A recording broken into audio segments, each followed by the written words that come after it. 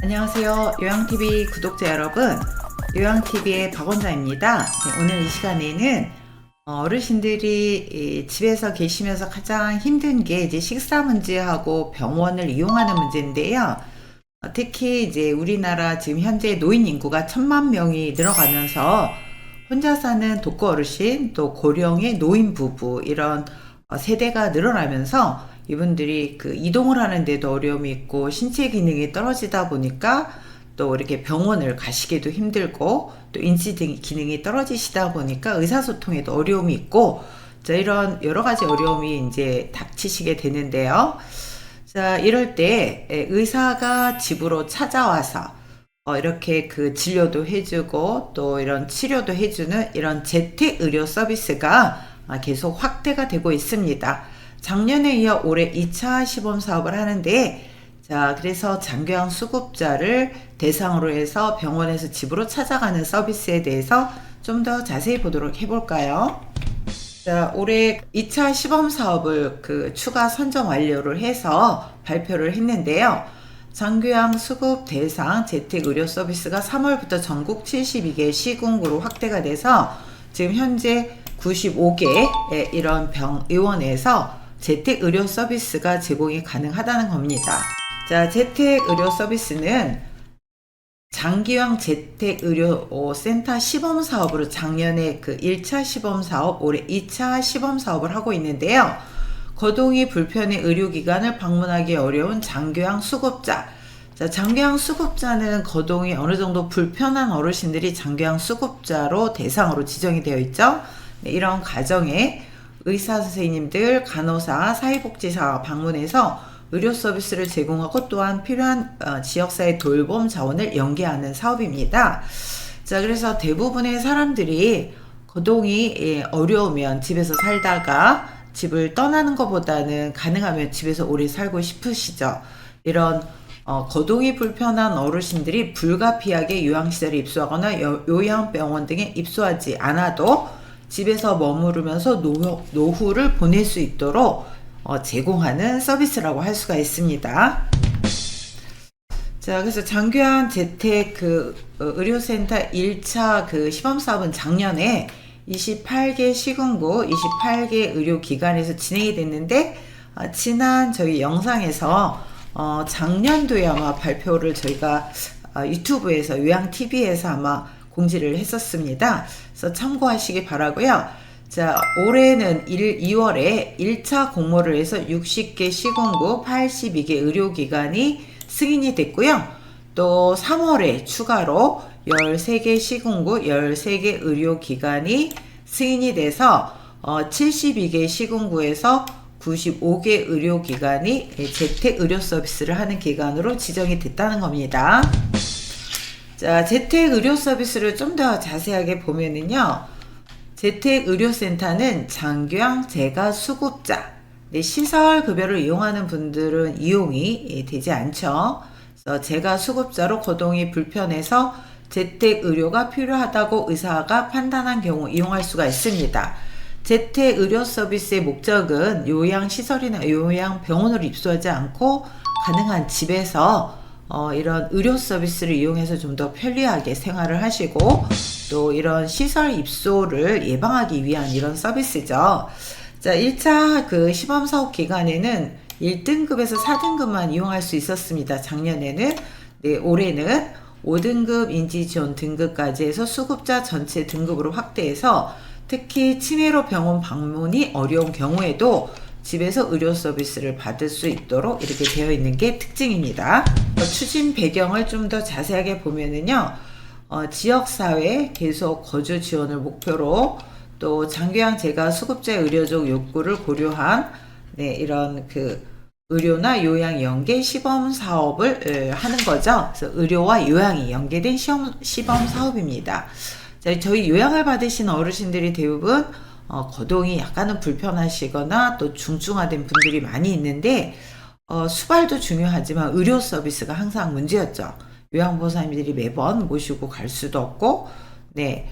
자, 그래서 요양보호사님들이 모시고 다니시기는 하지만 또한 요런 다른 또 서비스를 제공을 해야 되기 때문에, 네, 의사나 간호사나 사회복지사가 이렇게 팀 단위로 어르신 댁을 방문해서 어르신에게 의료 서비스를 전문적으로 연계하는 서비스가 훨씬 더 바람직하겠죠. 자, 장교양 재택 의료센터 2차 시범 사업을 하고 있고, 전국에 72개 시군구에서 95개 기관이 지금 시범 사업을 하고 있다는 것을 말씀드리고 있습니다. 자, 사업 개요를 보면은 2024년 1월 1일부터 2024년 12월 31일까지 올해 2차 시범 사업을 하고 있는데요. 수행 기간에서는 의사, 또 간호사, 사회복지사 등 3인 이상으로 담당 팀을 구성한 의원급 의료기관에서 수행기관으로 지정이 된다고 합니다. 자, 그렇지만 공공의료의 역할 수행을 주목적으로 지방의 의료원, 보건소, 보건의료원, 보건지소 등도 참여가 가능하다고 합니다. 자, 대상자는 장교양 1등급에서 5등급, 또 인지지원 등급, 또 재가급여 대상자 중 거동이 불편하고 재택의료가 필요한 사람, 특히 1, 2등급의 이런 어르신들이 우선적으로 이렇게 이용을 하시면 좋겠죠. 그래서 의사가 판단한 경우 이렇게 그 장교양 재택의료센터 시범사업을 이용하실 수가 있고요. 자, 여기서 중요한 거는 요양시설 등에 입소해서 시설급여를 이용 중인 노인은 제외가 된다는 겁니다. 자, 서비스 내용을 보면은 다학제 팀이 수급자 가정을 방문해서 방문진료, 간호, 또 지역사회 자원 연계 이렇게 해서 의료 요양의 통합 서비스를 제공을 한다는 겁니다.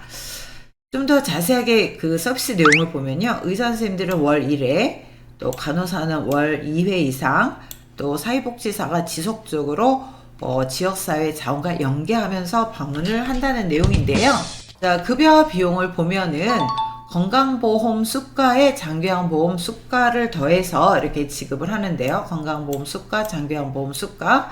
그래서 건강보험 수가는 1차 의료 방문진료 수가 시범사업 때 방문진료료 의사 선생님이 방문하시죠. 128,960원 정도 부담을 하셔야 되는데 본인 부담을 30% 정도 하시면 된다고 합니다. 그러면은 대략 한 37,000원, 4만원이 채 안 되는 돈이네요. 의사 선생님이 어르신 댁을 방문하고 이때 진료료로 본인 부담금 30%를 이렇게 내시면 되고요. 또 2차적으로 장기 요양에서는 의사가 월 1회, 의사 선생님이 월 1회, 또 간호사가 월 2회 이상 이렇게 방문을 하는데 월 14만원 정도 부담을 되는데 이것도 본인 부담금이 없다고 합니다.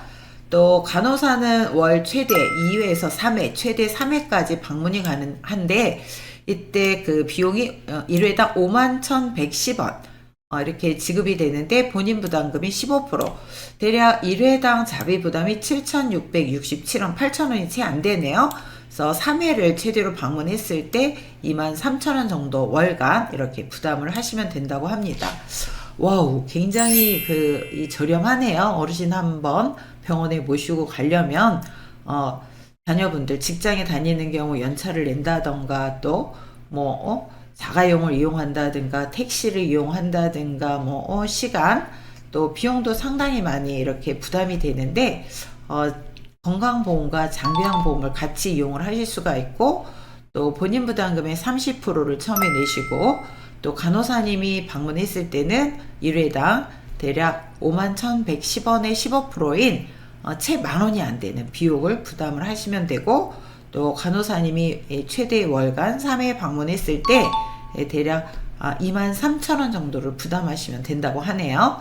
또 사회복지사님이 6개월 이상 이제 계속 지속 관리를 하시게 되는데요.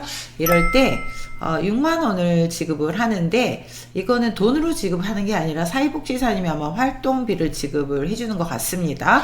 그리고 본인 부담금은 없다는 거죠. 그래서 의사 선생님이 처음에 방문했을 때 본인 부담금이 대략 30%, 4만원이 채 안 되는 돈이고요. 또 월 1회 의사, 간호사 선생님들이 방문을 했을 때 본인 부담금 없으시고요. 간호사가 별도로 방문했을 때 1회당 8,000원 돈, 7,667원, 또 월간 3회 방문했을 때는 23,000원 정도 부담이 된다는 겁니다. 사회복지사님들은 맞춤형 사례 관리를 하고 또 지속적으로 지역의 자원과 연계하면서 이렇게 6개월간 관리를 하는데 본인 부담금이 없으시다고 합니다. 자, 장규양 재택의료센터 운영 그 기관의 리스트를 지금 보여드리고 있는데요. 서울에 각 구마다 있는데 아직 뭐 구마다 있는 데도 있고 없는 데도 많습니다. 참고로 저희 광진구는 재택의료센터가 없네요. 광진구, 성동구, 동대문구 저 인접 지역들이 거의 없네요. 그래서 뭐 노원구나 중랑구는 있는데 좀 아쉽습니다. 네, 2차 시범 사업이 끝나고 나면 뭐 전국 시군구 단위로 다 동단위로 설치가 될 걸로 예상을 하고 있고요.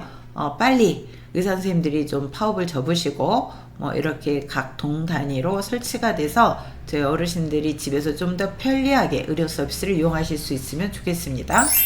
자, 다음에 보면은 또 서울 지역, 그 다음에 경기 지역, 그 다음에 각 지자체 지역별로 이렇게 지금 리스트를 보여드리고 있는데요. 음영으로 처리된 그 기관은 올해 3월부터 신규로 지정이 된 기관이라고 합니다. 여러분들 리스트가 이제 스마트폰으로 보니까 잘 안 보이실 텐데요. 제가 요 아래 하단 댓글에 장규양 재택의료센터 운영 의료기관을 또 리스트를 남겨놓도록 하겠습니다. 보통은 저희가 이 리스트뿐만이 아니라 보도자료로 배포된 파일들을 같이 올려놓도록 하겠습니다. 자, 여러분, 우리 그 요양보호사님들 이런 정보들을 잘 현장에서 활용을 꼭 해주시기를 바라면서 오늘도 안녕!